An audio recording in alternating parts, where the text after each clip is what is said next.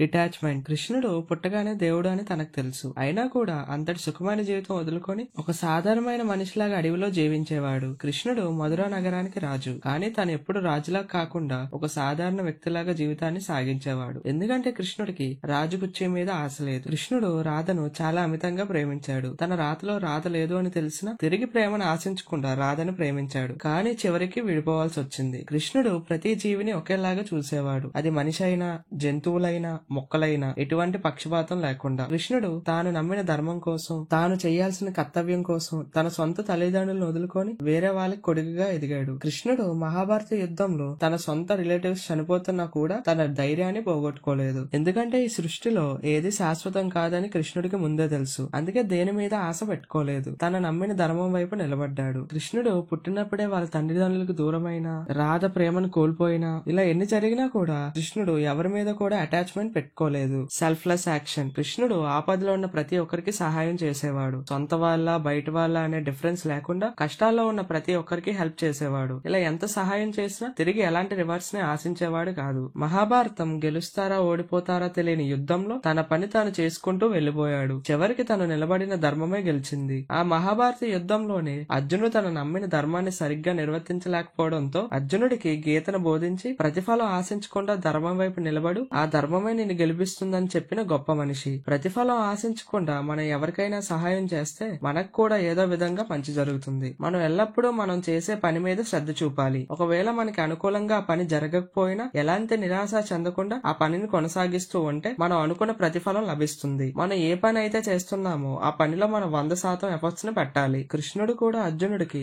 18 రోజులు రథసారథిగా యుద్ధం గెలుస్తారో లేదో తెలియకుండా తన పనిని తాను చేసుకుంటూ వెళ్లిపోయాడు. చివరికి తను నిలబడిన ధర్మమే గెలిచింది. కృష్ణుడు చిన్నప్పటి నుండే చాలా రాక్షసులను ఎలాంటి భయం లేకుండా చంపేసేవాడు. ఎవరి వైపు ధర్మం ఉందో, ఎవరు నిజాయితీగా ధైర్యంగా తన పని తాను చేసుకుంటూ వెళ్లిపోతారో వాళ్ళ తరపున కృష్ణుడు నిలబడతాడు. కృష్ణుడు ఎంతో ధైర్యంతో తన మామయ్య అయిన కంసుడు రాజ్యానికి వెళ్లి అక్కడే అందరి ముందు తన మామయ్యని చంపిన గొప్ప వీరుడు. మహాభారత యుద్ధంలో ధర్మం పాండవుల వైపు ఉంది కాబట్టి తాను కూడా ధర్మం వైపు నిలబడ్డాడు. గాంధారి తన 100 మంది కొడుకులు చనిపోయారని కృష్ణుడికి శాపమిస్తే ఎంతో ధైర్యంగా శాపాన్ని స్వీకరించాడు. కృష్ణుడు తాను చిన్నప్పటి నుండి బృందావనాన్ని అనేక రకాలుగా రక్షిస్తూనే ఉన్నాడు. కృష్ణుడి ధైర్యాన్ని చూసి మనం చాలా నేర్చుకోవచ్చు. అవతల వ్యక్తి ఎవరైనా సరే మనం ధైర్యంగా పోరాడితే చివరికి మనమే గెలుస్తాం. ఎదుటివారు ఏదో అన్నారని బాధపడకుండా మనం చేస్తున్న పని మీద మనం శ్రద్ధ చూపాలి. గాంధారిలాగా మనకి ఎవరైనా శాపాలు పెట్టినా కూడా మనం తెలుసో తెలియకో కొన్ని తప్పులు చేస్తాం. అవి ఎదుటి వాళ్ళని బాధ పెడతాయి. వాటిని అధిగమించి ధర్మం వైపు నిలబడితే ఆ ధర్మమే మనల్ని గెలిపిస్తుంది. ఫ్యామిలీ. కృష్ణుడు తనకంటే పెద్దవారికి ఎప్పుడూ మర్యాద ఇచ్చేవాడు. అది కృష్ణుడిని పెంచిన తల్లిదండ్రులు దేవకి వసుదేవులకైనా, తన గురువు సందీపాని అయినా, ఇలా ఎవరికైనా మర్యాద ఇచ్చేవాడు. కృష్ణుడు వాళ్ళ ఫ్యామిలీ మెంబర్స్ తో చాలా హ్యాపీగా ఉండి వాళ్ళని హ్యాపీ చేసేవాడు. ఎంతలా అంటే బయట నుంచి తనకి భారీగా వచ్చిన రుక్మిణికి కూడా చాలా మర్యాద ఇచ్చి ప్రేమగా చూసుకునేవాడు. కృష్ణుడికి ఎలాంటి ఆపద వచ్చినా సరే అది వాళ్ళ ఫ్యామిలీ మెంబర్స్ కి ఎఫెక్ట్ కాకుండా చూసుకునేవాడు. ఇలా మనకంటే ఏజ్ లో పెద్దవారికి మర్యాద ఇస్తూ ఈ రోజు మనం మన కుటుంబానికి అండగా నిలబడితే రేపు మన సమస్యలో ఉంటే మన కుటుంబం మనకి అండగా నిలబడుతుంది. మన ఫ్యామిలీతో టైం స్పెండ్ చేస్తూ ఒకరితో ఒకరు ఆనందంగా నవ్వుతూ సమయాన్ని గడపాలి. Self awareness.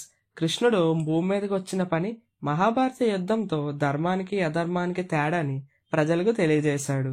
కృష్ణుడికి తన స్ట్రెంగ్త్, వీక్నెస్ గురించి ముందే తెలుసుకున్నాడు. కృష్ణుడు తన కాలంలో జీవించే వారి ఎమోషన్స్, యాక్షన్స్ అండ్ థాట్స్ ని వాళ్ళ ఫేస్ చూసి కనిపెట్టేవాడు. మనం వేరే వాళ్ళ ఫీలింగ్స్ ని, ఎమోషన్స్ ని కాకుండా మన ఎమోషన్స్ ని, థాట్స్ ని మనం అర్థం చేసుకొని దానికి తగ్గట్లు బిహేవ్ చేయాలి.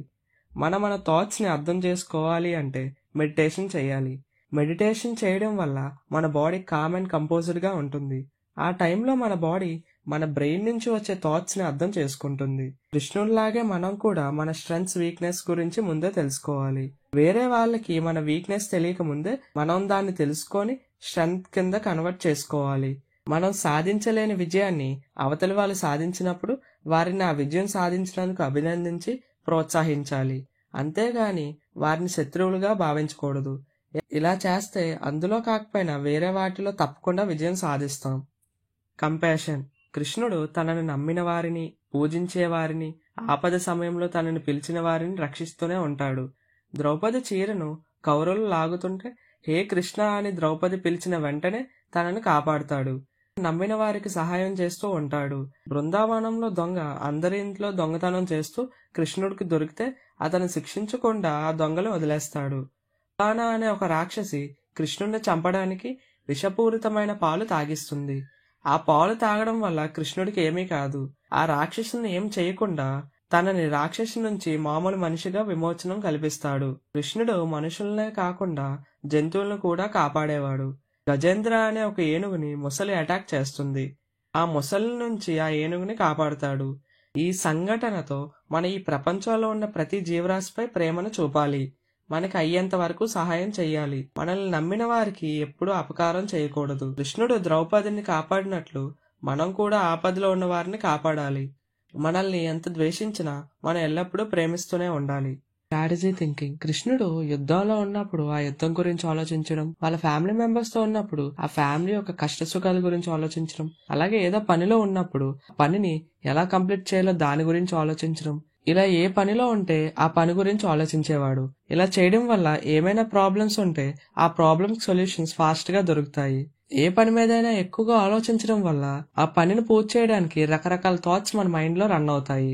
కృష్ణుడి రియల్ లైఫ్ ఎగ్జాంపుల్ చెప్పుకోవాలి అంటే మహాభారత యుద్ధం సమయంలో ద్రోణాచార్యుని చంపడానికి పాండవులకి ఒక కీలకమైన ఐడియా ఇస్తారు. అదేంటి అంటే ద్రోణాచార్యుడి కొడుకైన అశ్వత్థామ చనిపోయాడని అబద్ధం ఆడమని ధర్మరాజుకు చెప్తాడు. అప్పుడు ధర్మరాజు అబద్ధం ఆడి అశ్వత్థామ చనిపోయాడని చెప్పగానే ద్రోణాచార్యుడు యుద్ధం చేయకుండా ఆగిపోతాడు. ద్రోణాచార్యుడిని చంపేస్తారు. ఇలా చేయడం వల్ల అంత గొప్ప వీరుడైన ద్రోణాచార్యుని చంపడం సులువవుతుంది. కష్ట సమయంలో ఇలా తెలివిగా ఆలోచించి ఆ ప్రాబ్లం కి సొల్యూషన్ తీసుకురావాలి అంటే ఆ ప్రాబ్లం మీద పదే సార్లు ఆలోచిస్తూ ఉండాలి. ఈ వీడియో మీకు ఇన్ఫర్మేటివ్ గా అనిపిస్తే లైక్ చేసి మీ ఫ్రెండ్స్ అండ్ ఫ్యామిలీకి మన వీడియోని షేర్ చేయండి. ఇలాంటి ఎన్నో ఇన్ఫర్మేటివ్ వీడియోస్ కోసం మన ఛానల్ సబ్స్క్రైబ్ చేసుకొని దాని పక్కనున్న గంట సింబల్ని యాక్టివేట్ చేసుకోండి.